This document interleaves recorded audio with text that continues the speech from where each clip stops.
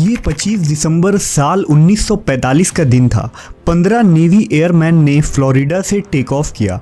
ये उनकी routine training exercise थी, लेकिन लगभग 1.5 घंटे बाद flight leader lieutenant Charles Tyler ने कंट्रोल टावर को अलर्ट किया कि उनके साथ कुछ बहुत गलत हो रहा है। उनके तीनों कंपास ठीक से काम नहीं कर रहे हैं और उन्हें ये पता नहीं चल रहा है कि पूरब और पश्चिम डायरेक्शन कौन सी है। सब कुछ गलत हो रहा है। समुंदर भी बहुत ही अलग लग रहा है।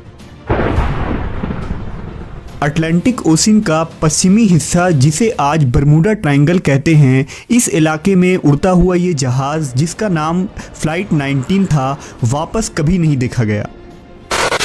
उसी शाम एक सर्च प्लेन को उस एरिया में भेजा गया ताकि फ़्लाइट 19 को ढूंढा जा सके, लेकिन टेक ऑफ के सिर्फ आधे घंटे बाद वो प्लेन और उसमें मौजूद 13 लोगों का ग्रुप भी गायब हो गया। ऐसे अजीब रिपोर्ट सबसे पहले क्रिस्टोफर कोलंबस ने रिपोर्ट किए थे। ये साल 1992 था और जब वो अपने क्रू के साथ कॉन्टिनेंट अमेरिका की तरफ जा रहे थे, अपने रिपोर्ट में उन्होंने बताया कि बरमूडा के इलाकों में उन्होंने अजीब लाइट चमकते हुए देखे और ओशन बहुत ही शांत लग रहे थे। इसके बाद उनके मैग्नेटिक कंपास ने इरेटिक रीडिंग दिखाने लगा। इस वजह से क्रू के सभी मेंबर्स भी घबरा गए। अटलांटिक ओशन के बीच पाए जाने वाले इस पुरअसरार बरमूडा ट्रायंगल को सबसे पहले एक वेस्ट ऑथर बेंसन ने अपने मैगजीन में लिखा था। बेंसन ने लिखा कि बरमूडा ट्रायंगल एक मिस्ट्री है जिससे वेस्टर्न कंट्रीज के होश उड़ गए हैं, जहां हजारों शिप्स और प्लेन्स गायब हो गए और इन शिप्स और प्लेन के गायब होने का कोई सबूत तक नहीं मिला। लिहाजा बरमूडा ट्रायंगल के रिगार्डिंग एलियन, यूएफओ साइटिंग और यहाँ तक कि कुछ लोग ये भी मानते हैं कि यहाँ से कोई दूसरे डायमेंशन यानी दूसरी दुनिया में जाने के रास्ते हैं।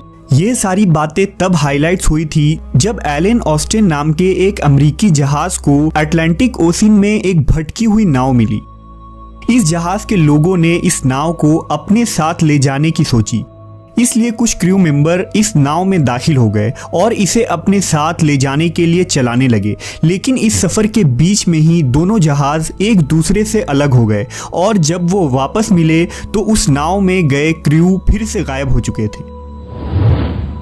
ये सारे हादसे जो बरमूडा ट्रायंगल में हुए थे, बहुत से इंसिडेंट ऐसे थे जिसमें एग्जैक्टली मालूम नहीं हो सका कि वहाँ क्या हुआ था और वो सारे शिप्स और प्लेन कहाँ गए थे।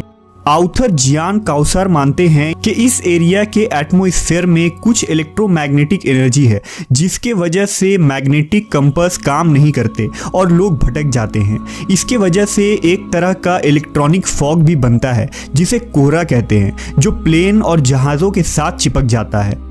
एक एक्सप्लेनेशन ये भी है कि सी फ्लोर में जो क्रेटर होते हैं उनसे मीथेन एयर बबल निकलते हैं जो शिप के बेस से लगकर इसे डिसबैलेंस कर देते हैं, जिसकी वजह से एक बड़ी जहाज पूरी तरह से डूब सकती है।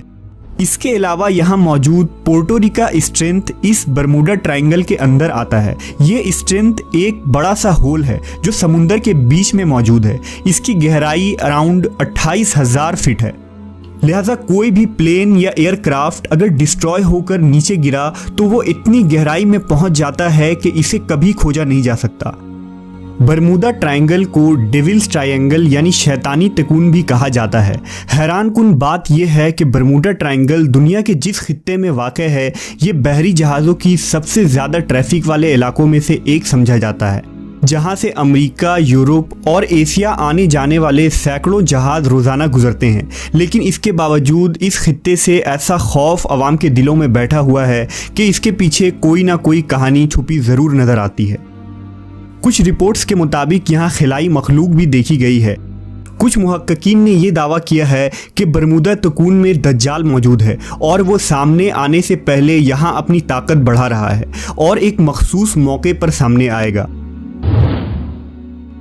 एक और नज़रिया जो दिलचस्पी से खाली नहीं, ये कहता है कि जन्नत 7 आसमानों के ऊपर जबकि जहन्नम 7 ज़मीनों के नीचे है, लिहाजा बरमूदा तिकोन के तह में जहन्नम वाक़ है। इस थ्योरी की हिमायत में ये दलील या साइंसी थ्योरी सामने लाया जाता है कि बहुत से वाक़यात में जब कोई शख्स हरकत क़ल्ब बंद होने से डिसीज्ड करार दिया जा चुका हो, लेकिन बाद अज़ां उसको होश आ जाए और उससे पूछा जाए कि उसने मरने के बाद क्या देखा, तो वो बताता है कि उसे एक तिकोन दिखाई दे रही थी और सामने से रोशनी आ रही थी। सही मुस्लिम की एक हदीस के मुताबिक एक सहाबी जिनका नाम हज़रत तमीम दारी था, वो एक दफ़ा किसी समुद्री सफ़र पर निकले, लिहाजा आप एक वीरान जजीरे पर जा पहुँचे, जहाँ आपने एक डियो कामत और बहुत ही खौफनाक शख्स देखा जो जंजीरों में जकड़ा हुआ था। उसने कहा, मैं दज्जाल हूँ और मुझे अनकरीब खुरूज की इजाज़त मिल जाएगी। इस रिवायत से पता चलता है कि आज से 1400 साल पहले ही दज्जाल पैदा हो चुका था और अब वो एक वीरान जजीरे पर कैद है, जहां से वो सारी दुनिया में रोनुमा होने वाले वाक़यात और हादसात की खबर रखता है। अब ये बईद नहीं कि वो जजीरा बरमूदा ट्रायंगल ही हो, जहां जाने वाले लोगों का नामो निशान मिट जाता है।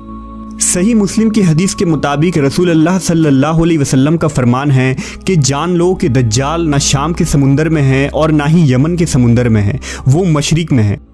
अब अरब से मशरिक के जानिब देखा जाए तो बहरे ओकियानूस की बरमूदा ट्रायंगल ही वो जगह है जिसे यहूदी भी जहन्नम का दरवाज़ा मानते हैं।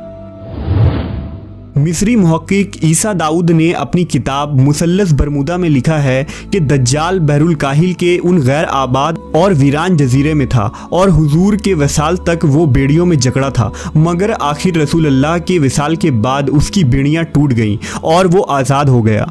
लिहाजा अब वो बरमूदा ट्रायंगल तक राब्ते में है, जिसके करीब शैतानी तहजीब परवान चढ़कर नुक्ते उरूज को पहुँचने वाली है।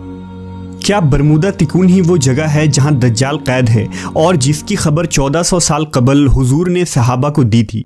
क्या बरमूदा ट्रायंगल में होने वाले हादसात का ताल्लुक दज्जाल से है या ये सिर्फ एक